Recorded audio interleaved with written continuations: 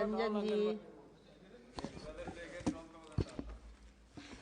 Madam, मैं ज़्यादा कुछ बोलना नहीं चाहते। अचानक मुझे ये लगा कि हमें भी दो चार बात यहाँ करना जरूरी है। इसलिए जरूरी है कि जब हम लोग अपना क्षेत्र में अपना काम में जाते हैं, चाहे कोई जुलूस निकाले या कोई दूसरे पॉलिटिकल काम के लिए, तो हर वक्त गांव में जो आंगनवाड़ी वर्कर रहते हैं, काम करती है, वो सारे आके गुजारिश करते हैं, एक ही मांग करते हैं कि आप लोग सारे एमपी बन चुके हैं, दिल्ली से जाकर सरकार से कहकर हमारे लिए कोई सुविधा मुहैया कराइए, क्योंकि हमारी ज़िंदगी गुजारना बड़ा मुश्किल होते जा रहे हैं।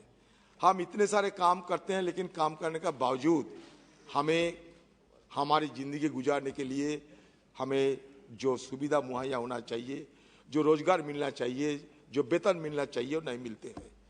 तो इसलिए इन लोग बार बार गुहार लगाते थे। तो इसलिए जब मैंने देखा कि हमारे भाई रितेश पांडे ने आज एक बड़ा अच्छा रेजोल्यूशन लाया, तो मैंने सोचा उनकी बात आपके सामने में रख के, उनकी जो उपेक्षा, ये सरकार अगर उनसे ज़्यादा ध्यान देंगे तो हम भी बड़ा आभार प्रकट करूंगा। ये जो रितेश पांडे साहब ने जिस 5 मुद्दे को लेकर ये रेजोल्यूशन लाए हैं, ये 5 मुद्दे बिल्कुल वाजिब है। देखिए, आज हम सब मानते हैं कि हम एमपी बने हैं, लेकिन अगले जमाना, आज हम देश की एमपी बने हैं, सरकार के बड़े बड़े मंत्री यहाँ बैठे हैं, लेकिन अगले जमाना मतलब future will be ruled by our children.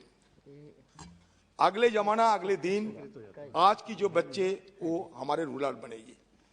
तो आज की जो बच्चे रूलर बनने के लायक अगर हो, इसीलिए ना सबको मेहनत करना पड़ेगी। तो ये मेहनत करने के लिए हम सबको इकट्ठा प्रयास करना जरूरी है। इसे मद्देनजर 1975 में इस देश में पहले आईसीडीएस की ये धारणा ये लागू करने की कोशिश किए गए हैं। आज से ये चलते आते हैं, कभी प्लानिंग कमीशन, कभी नीति आयोग, कभी कस्तूररंगन कमेटी, बहुत सारे अनुशंसा भी किए हैं, बहुत सारे पॉलिसी अपनाए हैं, और धीरे धीरे जरूर हम प्रगति जरूर कर रहे हैं, लेकिन जो हमारा मकसद, वो मकसद अभी भी पूरा नहीं होते हैं।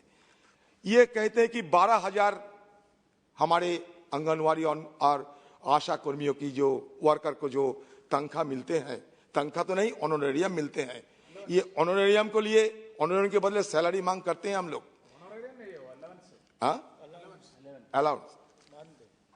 तो ये तो बहुत ज्यादा मतलब मात्रा में है।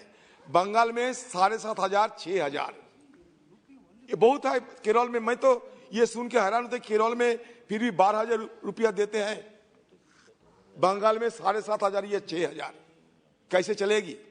आज बाजार में जिस तरीके से सारे चीज महंगे होते जा रहे हैं, ये सबको सोचना चाहिए। ये हमारे घर की ये छोटे छोटे बहनें हैं, इनकी जिंदगी में हम इसको मदद करने के लिए क्या कर रहे हैं? ये सरकार की, सूबे की सरकार की हिस्सा होते हैं, केंद्र सरकार की हिस्सा होते हैं। सूबे की सरकार देते हैं, कभी कभी नहीं देते हैं, कभी केंद्र की सरकार भेजते हैं, नहीं भेजते हैं।